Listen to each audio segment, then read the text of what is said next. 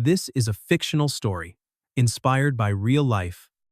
In the heart of the bustling, fog-veiled tech district of Seattle, Washington, behind the towering glass walls of a laboratory valued at billions of dollars, the future of clean energy was slipping through the fingers of some of the greatest minds in the country.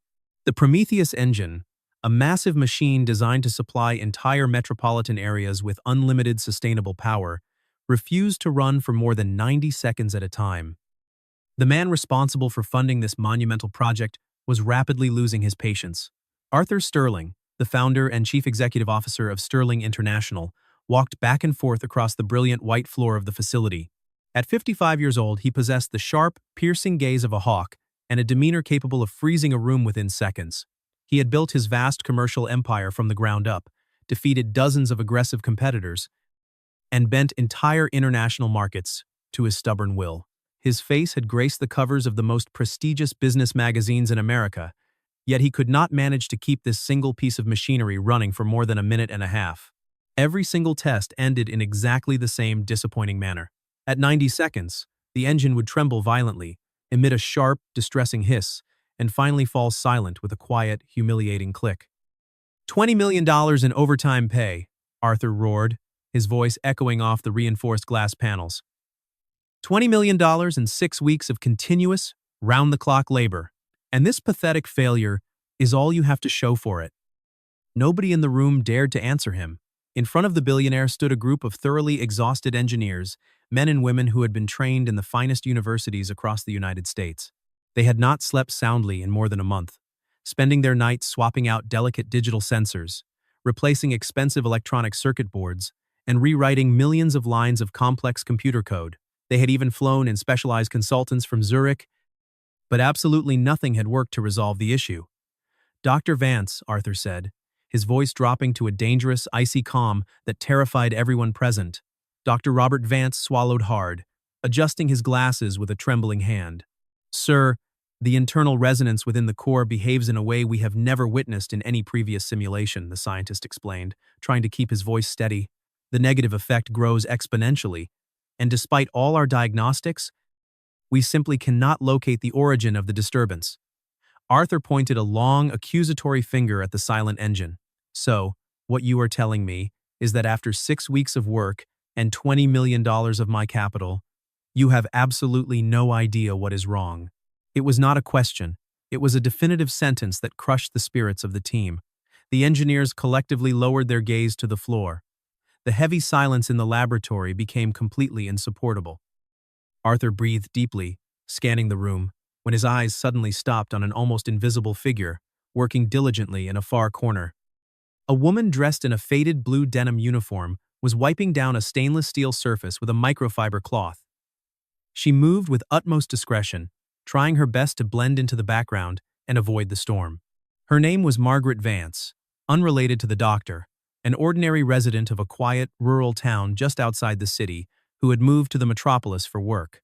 For 2 long years, she had cleaned the high-tech laboratories of Sterling International, emptying heavy waste bins, mopping the pristine floors, and brewing endless pots of coffee for scientists.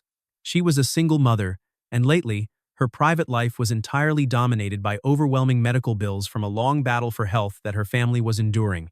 Every medical intervention meant a new, terrifying debt, and every visit to the city hospital consumed the very last of her modest savings. She had willingly accepted this grueling night shift because she desperately needed the extra income to protect her family. Arthur observed her silent movements, and a cold, manipulative idea began to form within his arrogant mind. "You there!" he called out loudly, pointing across the wide room.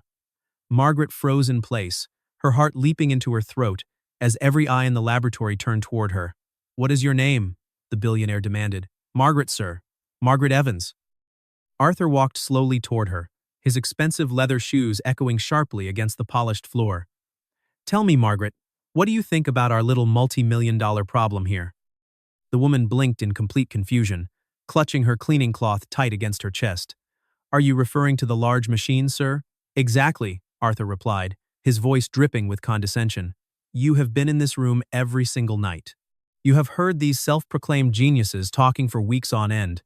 Surely, you must have some expert opinion on the matter." The people in the laboratory understood immediately what was happening.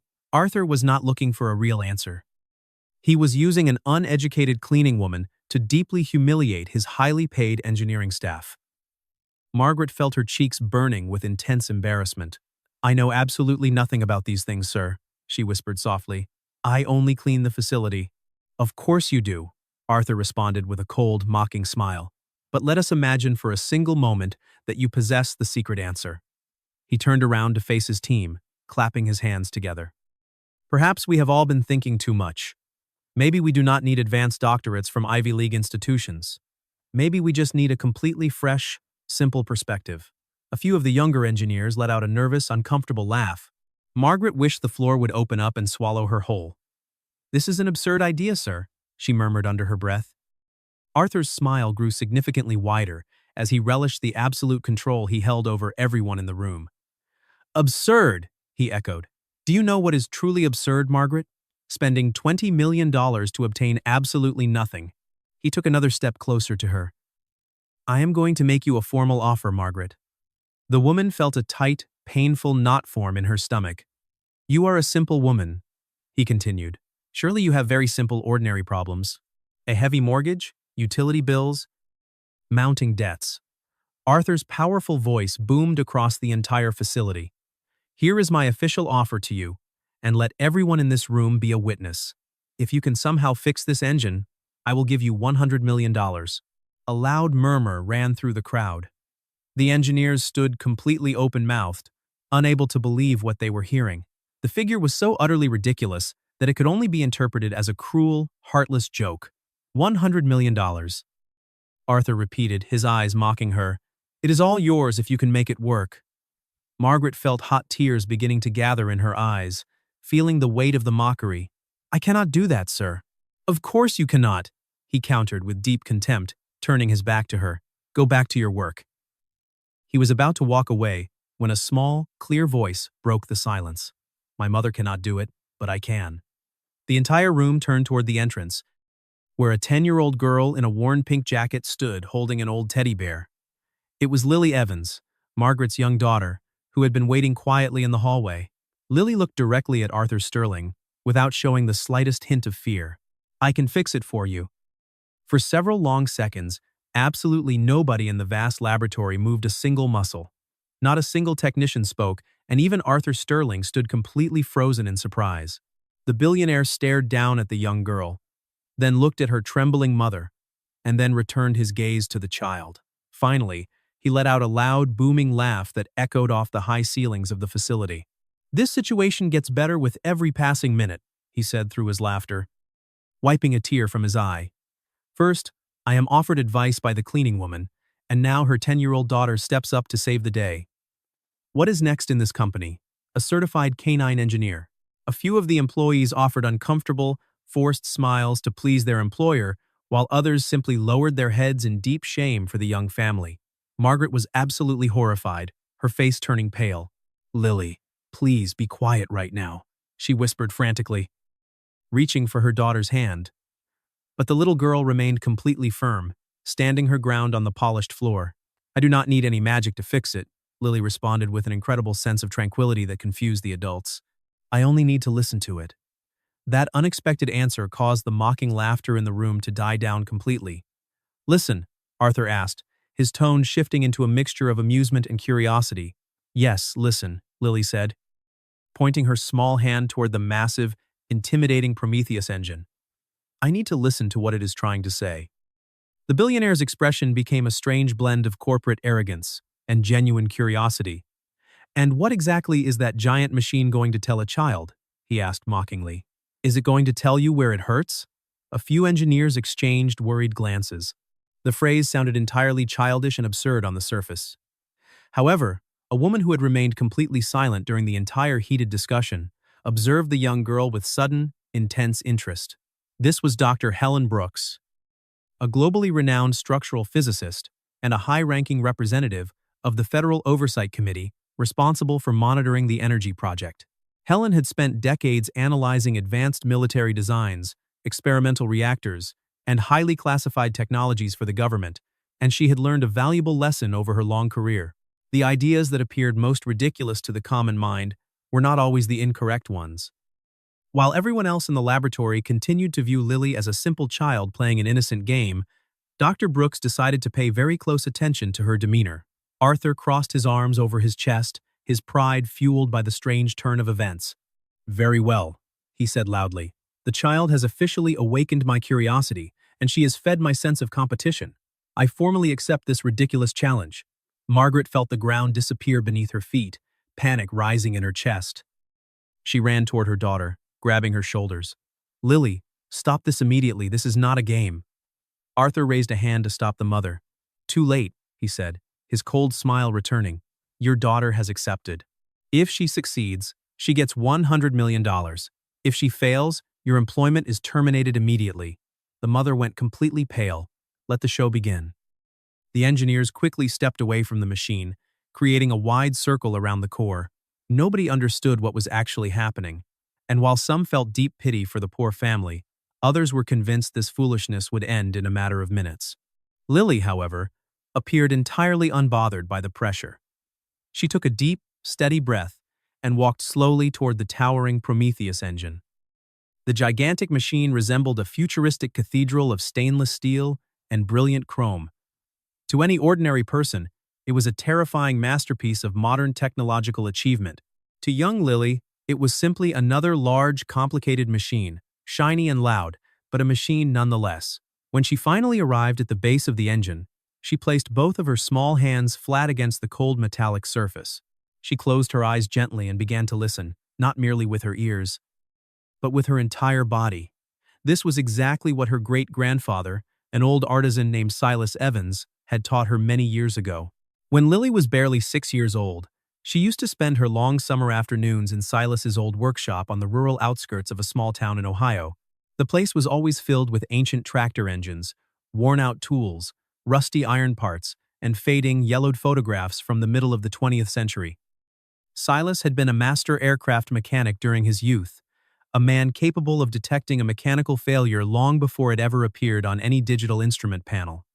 He always repeated the exact same phrase to her. "Silence has its own unique sound, little Lily. The majority of people only hear annoying noise, but the truly good mechanics hear a story." Lily never forgot those wise words from her childhood. While other children in her neighborhood played with modern electronic toys and video games, she learned to identify different types of mechanical engines solely by the unique rhythms of their sound. A worn-out bearing, a defective piston, a misaligned valve, every single problem possessed a completely different voice. "The machines are always talking to us," Silas used to say as he worked on an old truck. "You just have to take the time to learn their language." Now, standing directly in front of the multi-billion-dollar Prometheus engine, Lily remembered every single one of those valuable lessons. The bright laboratory disappeared from her mind, the tense voices of the scientists faded away, and the judgmental stares of the executives ceased to exist. For her, only the engine and the hidden silence, buried deep within its metal structure, remained. After several seconds of absolute concentration, she opened her eyes and looked up at the command center. "I need you to turn it on now," she said clearly. Dr. Robert Vance looked over at Arthur for approval. The billionaire nodded his head slowly. "Do it," he ordered. The chief engineer activated the startup sequence on his main console. Instantaneously, the entire laboratory was filled with the deafening, powerful roar of the Prometheus engine. The massive machine began to vibrate, and bright blue energy coursed through its transparent conduits. The diagnostic lights illuminated the room in a brilliant green hue. Everything appeared absolutely perfect, just as it always did during the initial phase. The engineers knew this stage by heart. The first 60 seconds were always completely flawless. The real nightmare always appeared much later in the cycle. Lily kept her hands firmly pressed against the vibrating metal, motionless, listening with every fiber of her being. And then, at the 40-second mark, she felt it. A tiny, almost imperceptible shudder, a vibration completely out of rhythm, like a single incorrect note played in a perfect song. Her eyes snapped open. "Turn it off right now." Dr. Vance quickly obeyed the child's urgent command, pressing the emergency stop button on his console. The massive engine slowed down, and the laboratory fell into a sudden, heavy silence. "Is that all?" Arthur asked from his vantage point. His voice filled with deep sarcasm. "Yes," Lily replied, her brow furrowed in deep thought. "What did you discover?" The billionaire pressed. There is a second vibration hidden inside, the girl said plainly. The engineers looked at each other, some of them shaking their heads in disbelief. That is scientifically impossible, one of the senior technicians remarked. We have the most sensitive acoustic sensors in the world attached to that core. No, Lily responded firmly, looking the man in the eye. It is definitely there. Dr. Helen Brooks stepped forward, moving away from the other committee members. Where exactly did you feel this second vibration, little girl? Lily walked to the lower section of the machine and pointed her finger near the heavy base. Down there, very deep inside the metal housing. The physicist observed the specific location with a critical eye. Interesting, she murmured. Dr. Vance shook his head in disagreement. Our digital sensors can detect microscopic variations that the human hand couldn't possibly perceive. If there were a secondary resonance, our computers would have flagged it weeks ago. Lily looked at the brilliant scientist with a calm maturity that surprised everyone. Your sensors are looking for earthquakes, sir. What is wrong with this machine is a tiny whisper. For the very first time that day, several of the senior engineers stopped smiling.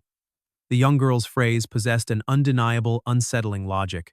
Lily began to walk slowly around the massive engine once more, gently grazing the polished metal surface with her fingertips, searching, listening, acting like a trained physician, trying to locate the exact origin of a patient's hidden pain. Finally, she stopped directly next to the primary coolant delivery system.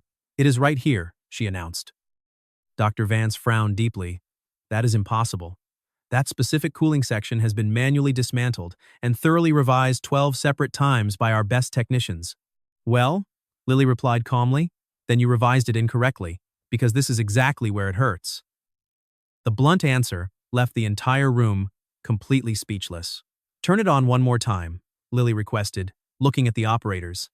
But this time, I need absolutely everyone in this room to stop talking and remain completely quiet. Nobody protested her request, not even the arrogant Arthur Sterling. For some strange reason, a powerful curiosity had taken over the laboratory, and everyone desperately wanted to see what would happen next.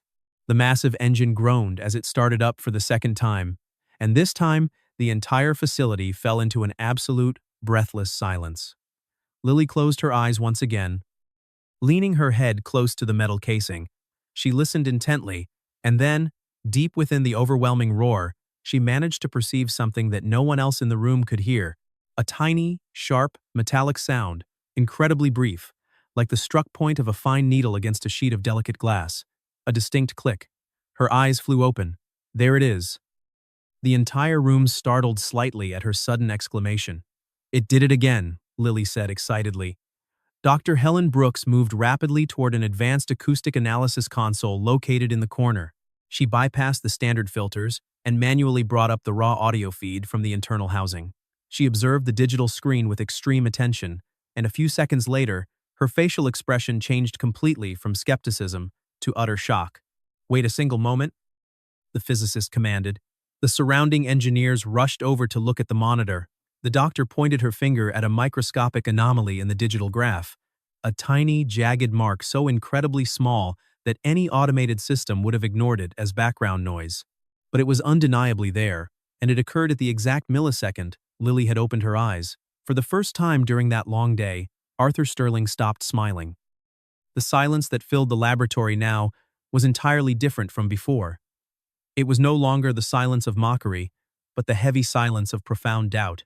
The tiny anomaly remained visible on the bright screen, an invisible variable that a 10-year-old girl had found using nothing but her bare hands and her grandfather's advice. Dr. Robert Vance leaned his face close to the monitor, his eyes wide. This cannot be happening, he whispered, manually expanding the scale of the graph. The line remained perfectly consistent with Lily's claim. It is a highly localized, anomalous acoustic event, he murmured, his voice trembling slightly. Dr. Brooks nodded slowly, her eyes fixed on the data, and our automated system classified it as simple background noise from the cooling pumps. Several engineers immediately began running historical data on their personal tablets. The more they analyzed the old test logs through this new lens, the more evident the terrifying truth became. The anomalous signal had existed for weeks, buried deep within the machine's operational noise, and not a single expert had noticed its presence. Arthur walked over to Lily, observing her with a completely new expression. For the first time, he stopped seeing her as the uneducated daughter of a simple cleaning woman. He began to see her as an impossible enigma, a variable that defied all his corporate logic. "What does that sound mean?" the billionaire asked, his voice dropping low. Lily looked back at the massive engine, her face serious. "It means there is something broken inside." "We already know the machine fails," Arthur countered. "I know exactly where it fails," Lily corrected him gently. The massive difference in their understanding struck everyone in the room like a physical blow. Lily walked around the perimeter of the machine, her fingers tracing the contours of the metal. Her young face displayed the exact same intense concentration that she had witnessed hundreds of times in her great-grandfather's rural workshop. Finally, she stopped near a bundle of silver cables. "This is not a failure in your advanced design," she stated clearly. The engineers exchanged confused glances. "How can you possibly know that without looking at our blueprints?" one of them asked. "Because, if it were a design flaw, there would be many different sounds fighting each other," Lily explained. "But there is only one lonely sound. That means something is hurt inside, not that it was built wrong." Dr. Brooks crossed her arms, an admiring smile touching her lips. "Continue, little girl." Lily pointed to the area behind the silver cables. "The hurt is deep inside that joint." Dr. Vance immediately disagreed. "Impossible. That joint belongs to the primary coolant assembly. It is a triple-sealed, internationally certified unit. We have checked that section more than any other part of the engine." "Then," Lily said softly, "you checked it with your eyes closed." The sheer confidence with which the child spoke was completely disconcerting to the group of veteran scientists. "I need to listen one final time," Lily requested. The engine was brought to life once more. This time, Lily did not even touch the metal surface. She simply stood perfectly still in front of it. Her eyes closed, her head tilted slightly toward the core.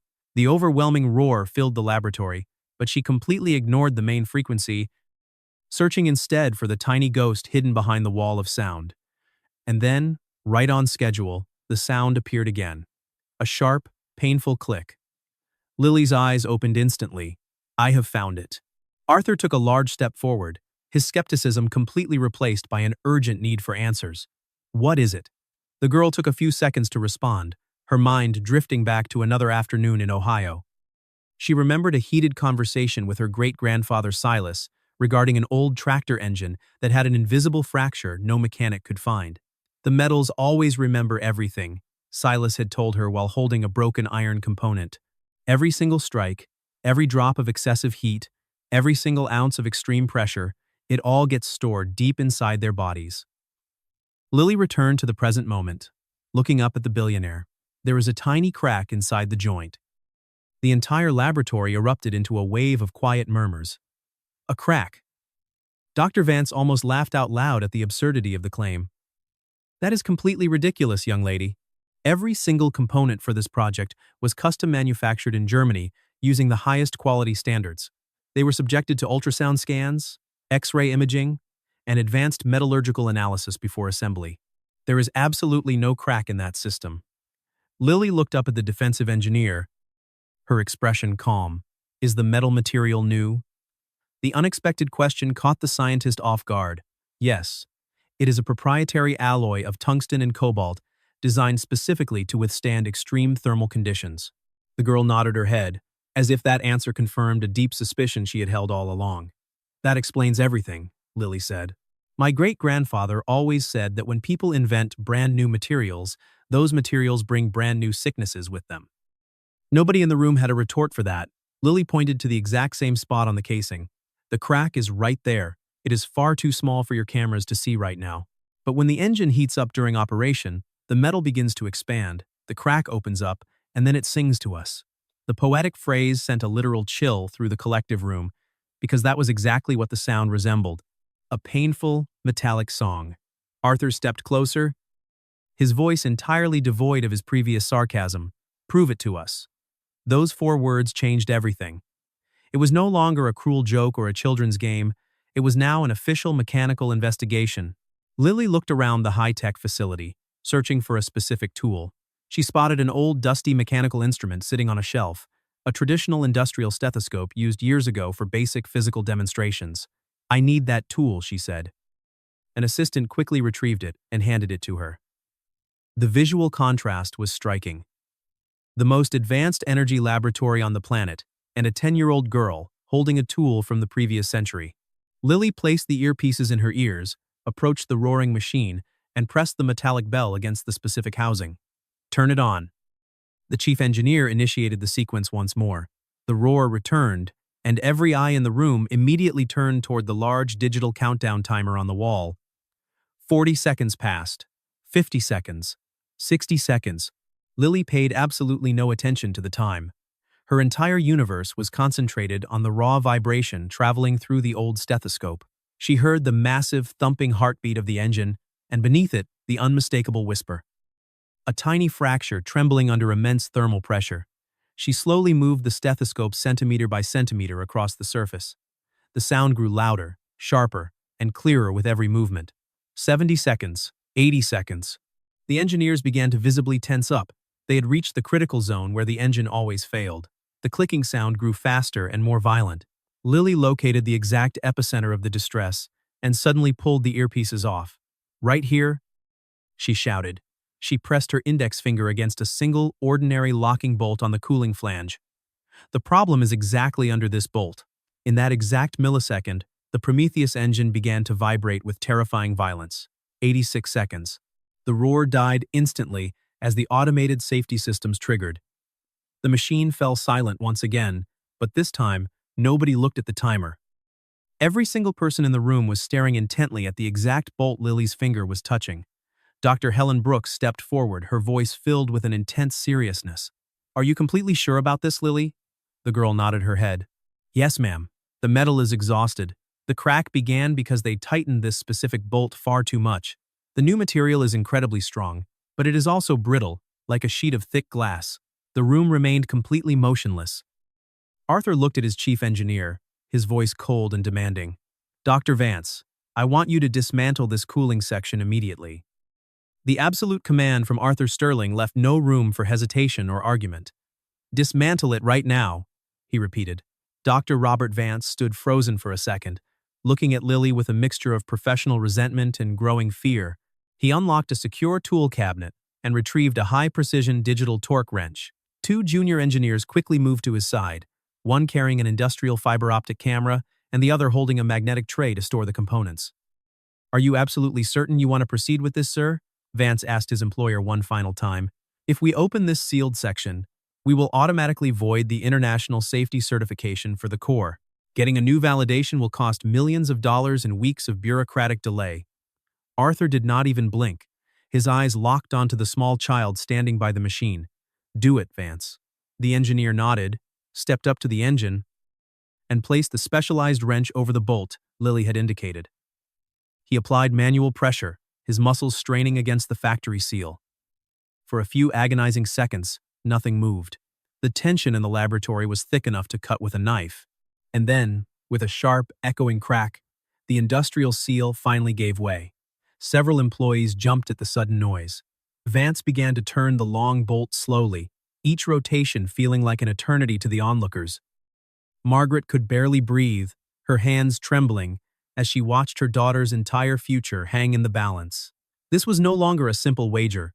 It was a battle between the collective prestige of the nation's top scientists and the pure intuition of a child. Finally, the long bolt was completely removed from the housing. It was an immaculate piece of engineering, shiny and flawless to the naked eye. "Bring the fiber optic camera over here," Vance ordered. The thin, flexible cable was carefully inserted into the dark, narrow bolt hole. The real-time image was projected onto a massive, high-definition display screen that hung above the laboratory. Everyone in the room pressed forward, including Arthur. The camera descended slowly down the smooth, metallic channel. Everything looked completely pristine. The threads were sharp, the surfaces were clean, and there was absolutely no visible damage. Dr. Vance let out a long breath, a triumphant smile returning to his face. "There is absolutely nothing here," he announced loudly. "There is no crack." A collective sigh of relief washed over the engineering team. The simplest explanation had been confirmed. It was all a bizarre coincidence, an incredibly lucky guess by a child, nothing more. Arthur felt his old corporate confidence returning. Perhaps the world still functioned exactly the same way it always had. But before he could speak, the sharp voice of Dr. Helen Brooks cut through the room. Wait a single moment. Move the camera further down, to the very bottom of the well. The operator obeyed the instruction, lowering the lens. And then, a tiny, faint line appeared on the screen, a mark so incredibly thin it resembled a stray human hair.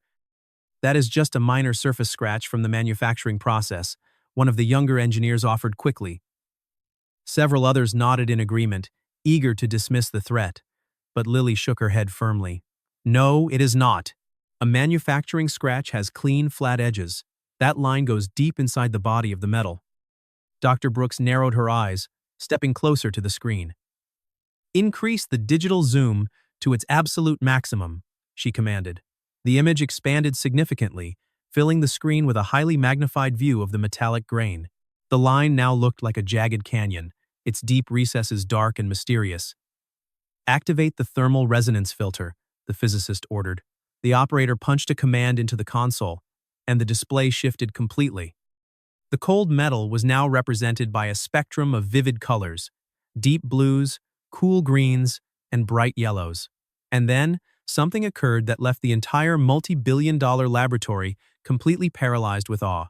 The tiny, hair-thin line began to glow with a brilliant, ghost-like red hue. The room fell into a deathly silence. My God, Dr. Vance whispered, his face draining of all color. Dr. Brooks observed the glowing red fracture for a long time before she finally spoke to the silent crowd. It is trapped residual heat. The internal molecular resonance has been accumulating intense thermal energy at this exact microscopic point for the past 6 weeks. The structural crack has been silently absorbing all the mechanical stress of the entire system. She turned around to face the stunned executives. This is a real structural fracture. It is not a scratch. It is not a superficial imperfection. It is an authentic, deep failure of the alloy material.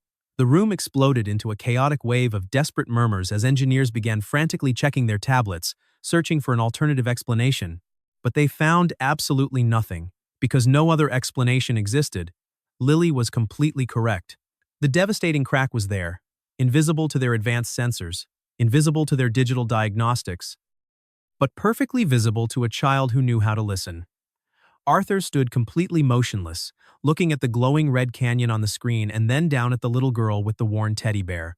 For the first time in his adult life, the billionaire felt a strange, humbling sensation. The tiny crack had not only broken his engine, it had completely shattered his corporate certainty. It had proven that pure talent can manifest exactly where the world least expects to find it. Arthur looked at Lily, his voice dropping to a soft whisper. We found the wound. Now, tell us how to heal it. Lily remained completely thoughtful for a few moments, her young mind reviewing the old memories of her great-grandfather's busy workshop. She remembered the ancient, heavy machinery and the simple, elegant solutions Silas used to implement when a factory part failed. Sometimes you do not need a stronger component to fix a problem, Lily, he had told her. Sometimes you just need a kinder component that knows how to share the burden. The little girl raised her clear eyes to meet the billionaire's gaze. You cannot simply put another identical bolt back into that hole, she stated.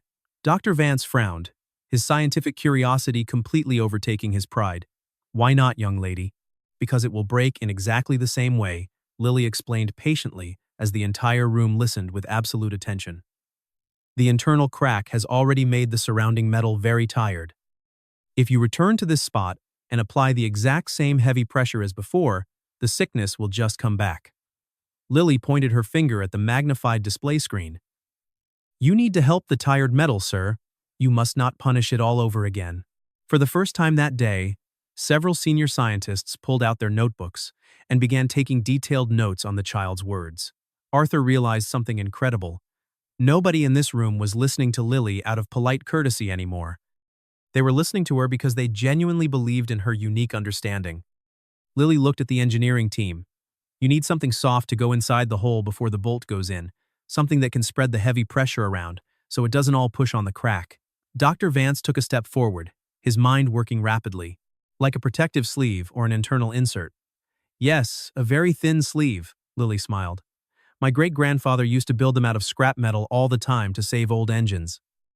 The engineers began exchanging excited looks as the concept began to take a brilliant shape in their minds.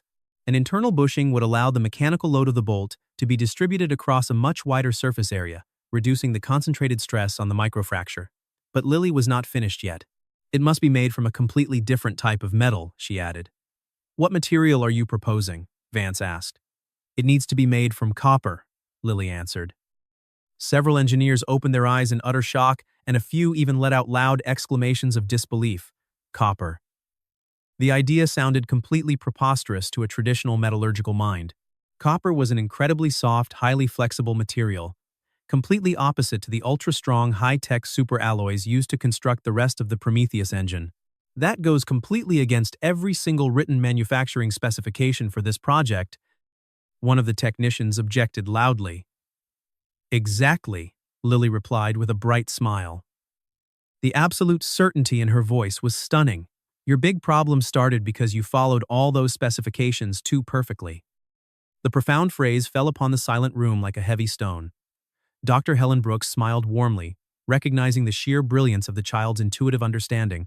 Explain to us why copper is the answer, Lily, the physicist asked gently. Lily remembered Silas working on an old agricultural harvester under the hot summer sun, using an improvised copper shim to fix a cracked engine block that subsequently ran for 20 years. The things that are too hard are not always the strongest things in the world, Lily, her grandfather had told her. Sometimes they break because they completely forget how to bend. Lily pointed back to the colorful screen. The soft copper will move just a tiny bit under the heat. Just a very, very tiny bit, but it will be exactly enough. It will absorb the heavy vibration from the core and keep the little crack nice and quiet.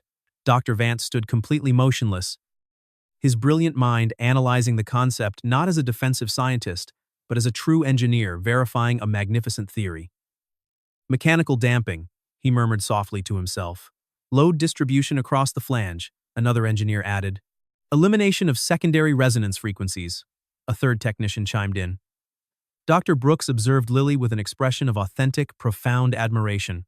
She is accurately describing advanced principles of structural engineering and materials science, the physicist whispered to Arthur, and she is doing it all without knowing a single technical term. Arthur took a deep, steady breath. For his entire life, he had sought out the absolute best, the most expensive universities, the most famous experts, the most impressive resumes. And now, a 10-year-old child was teaching them all how to think. Manufacture the copper bushing immediately, Arthur ordered his team. Nobody argued. I want a custom copper sleeve built exactly the way she described it. Right now. The engineers practically ran out of the main laboratory, hurrying toward the precision manufacturing workshop located on the lower floors. For the first time in 6 weeks, a genuine sense of hope filled the hearts of the team. A hope built not on computer simulations or theoretical reports, but on an undeniable physical reality. While the fabrication process was underway, Arthur walked slowly over to Margaret. The poor woman was still trembling, her hands tightly gripping her cleaning apron as if she were trapped in a beautiful, impossible dream. Mrs. Evans, Arthur said, his voice dropping its usual harshness. The arrogance had completely vanished from the billionaire's face. Your young daughter possesses an absolutely extraordinary gift. Margaret could barely find her voice to respond to the most powerful man in the city. She has always been a very special girl, sir. Arthur looked over at Lily, who was currently sitting on a laboratory stool, chatting comfortably with Dr. Helen Brooks about old tractor engines and workshop tools, completely unbothered by the fact that she had just altered the destiny of a multi-billion-dollar energy project. And for the first time in many years, Arthur Sterling felt an unexpected emotion, a deep, genuine sense of respect. The child had accomplished in less than an hour what an entire army of international experts had failed to do in a month and a half. But the final test was still ahead of them. The only test that truly mattered: installing the physical repair, starting up the massive Prometheus engine, and discovering if it would actually function. An hour later, the manufacturing team returned to the cleanroom, carrying a small, velvet-lined wooden box. Inside the box rested two brand-new components: a custom-machined locking bolt and a brilliant polished copper sleeve that gleamed under the facility's fluorescent lights. They looked incredibly small and insignificant compared to the massive machine, yet the future of a $2 billion project depended entirely on their performance. Dr. Robert Vance took the delicate parts with extreme care, his hands steady as he stepped up to the engine. The engineers gathered in a tight circle around the core, nobody wanting to miss a single second of what was about to transpire. The thin copper sleeve was carefully inserted into the problematic bolt hole, sliding in with a perfect, flush fit. Next, Vance installed the new bolt, following Lily's specific instructions to use a lighter, more balanced torque instead of the maximum factory pressure. When the installation was complete, the team stepped back, and the laboratory became completely motionless once more. This was the moment of absolute truth. The large digital countdown timer on the wall was reset to its initial position, displaying the dreaded number, 90 seconds. That specific number had become a curse, an impossible barrier, a terrifying enemy that separated total failure from historic success. Dr. Vance positioned himself in front of the primary control console, his hand hovering over the start button. He looked at Arthur, and Arthur looked down at Lily. The little girl offered a small, confident nod. "Begin the test," Arthur commanded. The engineer pressed the button, and the Prometheus engine instantly woke up with a powerful, deep roar that vibrated through the floorboards. But something was completely different this time, and everyone in the room could feel it in their bones. The acoustic signature of the core sounded significantly cleaner, more stable, and incredibly smooth. Lily closed her eyes, listened to the rhythm for a second, and smiled warmly. The hidden secondary vibration was completely gone. 10 seconds passed on the digital timer. The monitors showed perfectly flat lines. 20 seconds. The internal core temperature remained absolutely stable. 30 seconds. The operational efficiency began to climb higher than ever before. 40 seconds. The engineers began exchanging silent, wide-eyed looks of growing disbelief. 50 seconds. Nobody in the entire room dared to draw a single breath. 60 seconds. The tension became almost insupportable as they entered the final third of the cycle. Dr. Vance clenched his fists tightly, his eyes glued to the data streams. Dr. Brooks watched the structural graphs, her breath caught in her throat. 70 seconds. 75 seconds. 80 seconds. This was the exact critical point where the destructive resonance always manifested, where the terrible clicking sound would begin, followed by the violent shaking and the sudden death of the machine. 81 seconds. Nothing happened. The engine continued to hum with a beautiful, perfect consistency. The entire laboratory stood completely frozen in time. 90 seconds. The digital timer changed, and the Prometheus engine kept running flawlessly. For a single second, the human brains in the room were completely incapable of processing the reality. 91 seconds. 92 seconds. Then, a younger engineer in the back began to weep silently. Another let out a loud laugh of pure relief, and a third threw his arms into the air. The curse was officially broken. The engine was alive and stable. Dr. Vance looked at his display, his voice shaking with intense emotion. All internal systems are perfectly stable. Core resonance is entirely controlled. Efficiency is at an absolute maximum. There are no anomalies, no errors, no structural failures. He turned around to face Lily, tears in his eyes. It works. The room exploded into a deafening wave of applause, cheers, and emotional embraces. 6 weeks of exhausting failure vanished in a single moment of triumph. The engineers celebrated like they had won a grand championship, but every single person in that room knew exactly who had handed them the victory. Lily stood quietly by her mother, looking at the giant machine with a calm, peaceful expression, as if she had simply helped an old friend feel better.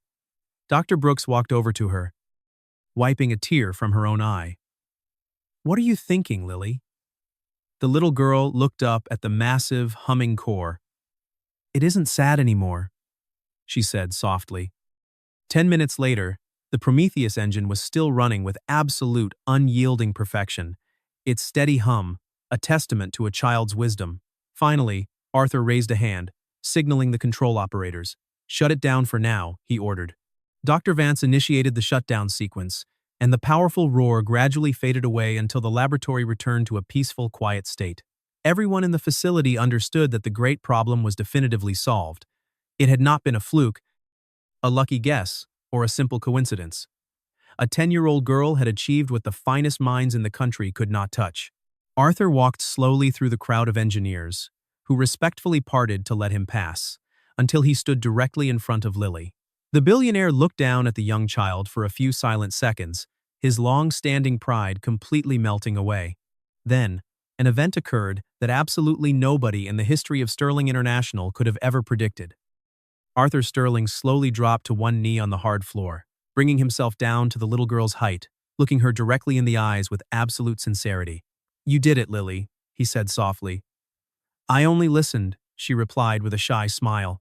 Arthur felt a heavy lump form in his throat, realizing that this young child possessed a deep wisdom that had taken him 55 years of stressful living to even begin to understand. And then, the heavy reality of the situation returned to his mind. The public wager, the verbal contract, the $100 million. The entire room fell silent as everyone realized the exact same thing. The engineers turned their eyes toward their employer, and Margaret held her breath, waiting to see if the billionaire would actually honor a promise made in a moment of arrogant mockery. Arthur stood back up, his posture straight, and his voice clear and commanding, carrying into every single corner of the quiet facility.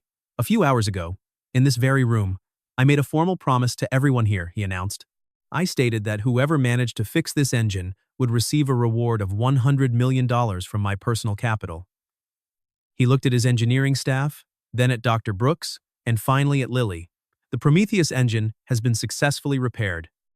The agreement is completely valid, and the reward will be paid in full." A collective gasp ran through the room, and Margaret felt her legs give out, forcing her to lean against a heavy workbench for support. The sheer magnitude of that sum was so vast, it felt entirely abstract and impossible to her mind. "Sir," she whispered, her voice trembling. Arthur shook his head firmly, looking at the emotional mother. "No, Mrs. Evans. My personal word is worth far more than any amount of money in my bank accounts." Margaret could no longer contain herself. Hot tears poured down her worn cheeks. "We never expected anything, sir.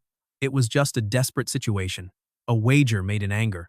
You do not owe us this wealth. It was not a joke to me," Arthur replied, his tone steady and resolute.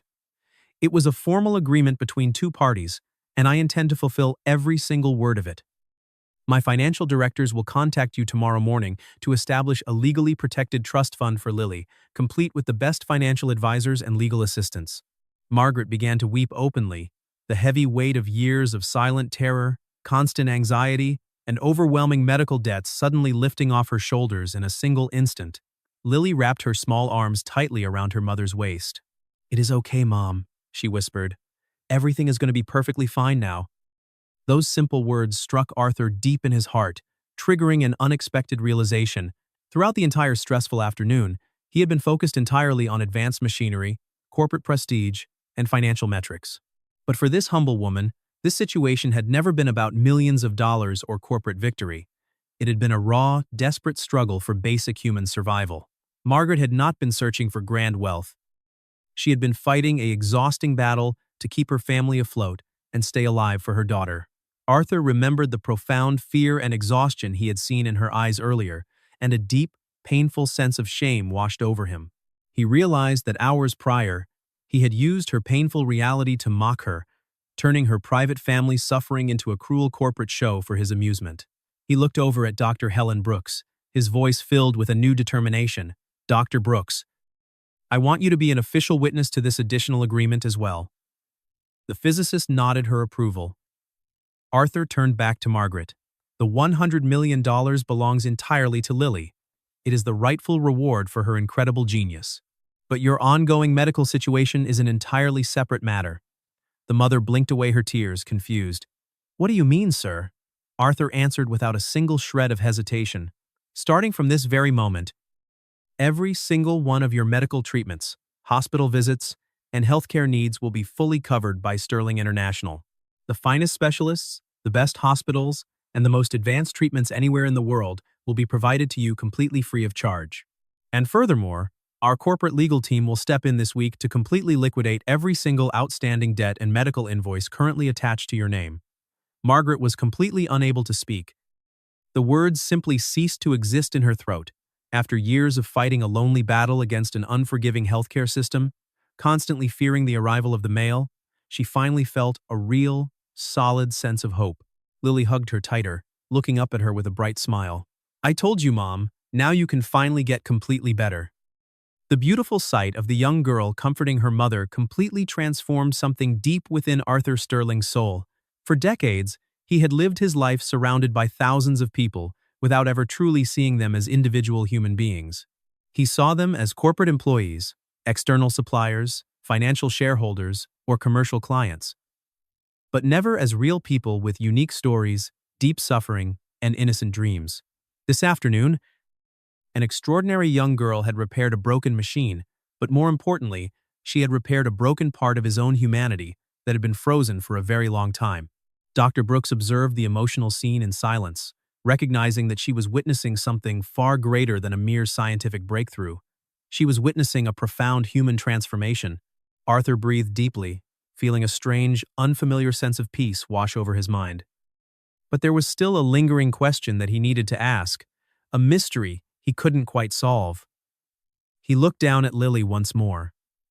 "There is one thing I still do not fully understand, Lily. How did you truly learn to do this? Listening to a mechanical rhythm is one thing, but accurately describing an invisible structural microfracture deep inside an advanced alloy is something completely different. Where did that specific knowledge come from?" The little girl smiled warmly, her hand resting on her old teddy bear. "My great-grandfather Silas taught me everything," she explained. "He always said that adults make the world far more complicated than it needs to be. When a machine breaks down, most people immediately start looking at their digital screens and reading their data reports. They only look for what they want to see. But my grandfather taught me that you have to look at the machine itself and try to understand what it is trying to tell you. It never lies to you. People lie, data reports can be misread, and computer statistics can be manipulated, but the metal itself will always tell you the absolute truth." The profound wisdom coming from the mouth of a child left the entire room of scientists completely silent.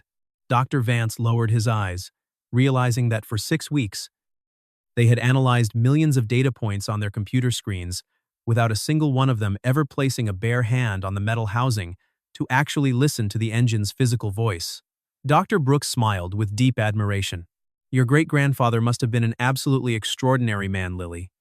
"He was the best," the girl replied softly. Arthur remained deeply thoughtful as the name Silas Evans echoed in his mind.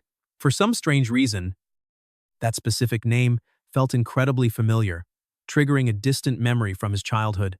He remembered his own grandfather, a decorated World War II veteran named Captain Thomas Sterling, who used to tell him spectacular stories about his time as a bomber pilot in Europe. Arthur looked at the girl, his heart suddenly racing. "Lily, what was your great-grandfather's full military name?" "Silas Raymond Evans," she answered. "Did he serve as a flight mechanic in the Army Air Forces during the war?" Arthur asked, his voice trembling slightly. Lily's eyes went wide with surprise. "Yes, sir. How could you possibly know that?" Arthur walked over to the large glass windows, looking out at the glittering lights of the Seattle skyline, his eyes filled with a deep, emotional nostalgia. He looked like a completely different man now, older, softer, and infinitely more human. He turned back to the room, his voice cracking with emotion. "Because my grandfather talked about Silas Evans every single week of his life. During a dangerous bombing mission over Germany, our family's plane was severely damaged by enemy fire. 2 of the main engines were completely destroyed, and the third core caught fire. The aircraft was completely doomed, and the crew was preparing to bail out into enemy territory. But a young sergeant, a brilliant flight mechanic named Silas Evans, refused to give up on his crew. He climbed out onto the wing of the burning aircraft while they were still taking fire, carrying nothing but a manual toolbox and a fire extinguisher. He managed to extinguish the blaze, temporarily repair the failing engine in midair, and bring that plane and its entire crew back home safely." Arthur looked at Lily, tears finally spilling over his eyelids. "That brave mechanic was your great-grandfather. My family exists today because of him. My grandfather spent 30 years trying to track Silas down after the war to thank him and share the vast wealth we built, but he could never locate him." Arthur pulled an old, faded black-and-white military photograph from his leather wallet, showing a group of young airmen smiling in front of a bomber plane. Standing in the front row was a young mechanic with the exact same clear eyes and peaceful smile as Lily. "Look," Arthur whispered, showing the picture to the girl. "This is my grandfather, and that man standing next to him is Silas." Lily touched the old photograph gently, her eyes filling with tears of pride as she recognized her beloved great-grandfather. The incredible revelation left the entire laboratory in a state of absolute, breathless wonder. It was a beautiful, almost magical connection that had crossed multiple generations to bring two families back together. Arthur realized that the $100 million was no longer a simple reward for a successful wager. It was the initial payment on a profound, ancient debt of life that had begun decades ago in the skies over Europe. Over the next 6 months, the entire corporate culture of Sterling International was completely transformed from the ground up. The old environment of fear, pressure, and arrogance disappeared entirely, replaced by a deep appreciation for human empathy, creative experimentation, and unique perspectives. Arthur established a brand new corporate division within his empire, named the Silas Evans Department of Intuitive Diagnostics. He appointed Margaret to lead the division, utilizing her deep life experience, profound humility, and incredible maternal wisdom to discover hidden talents in young people from disadvantaged backgrounds who had never been given a real chance by society. Lily continued to grow up happily, attending an excellent school while gaining unlimited access to the finest laboratories on the planet, where senior scientists regularly consulted her whenever they encountered a mechanical problem their advanced supercomputers couldn't solve. True prosperity is never found in the cold accumulation of material wealth, nor is it measured by the grand size of a corporate empire or the impressive titles attached to a name. True prosperity lives entirely in our willingness to slow down, cast aside our personal arrogance, and take the valuable time to truly listen to the world and the people around us. We often spend our entire adult lives chasing complex answers in expensive universities and complicated data streams, completely blind to the fact that the most profound truths are often beautifully simple, resting quietly in the honest heart of a child or the humble wisdom of those who came before us. Life has a magnificent, unseen way of weaving our destinies together, turning our unexpected failures into beautiful opportunities for deep human healing and multi-generational connection. When we learn to treat the vulnerabilities of others not as a chance for cruel mockery, but as a sacred call for kindness and mutual support, we automatically repair the broken parts of our own souls. The ultimate value of our human existence is found not in what we can aggressively build or successfully conquer, but in the love we choose to share, the deep debts of gratitude we honor, and the quiet moments where we choose to stop talking and simply listen to the beautiful story that life is trying to tell us.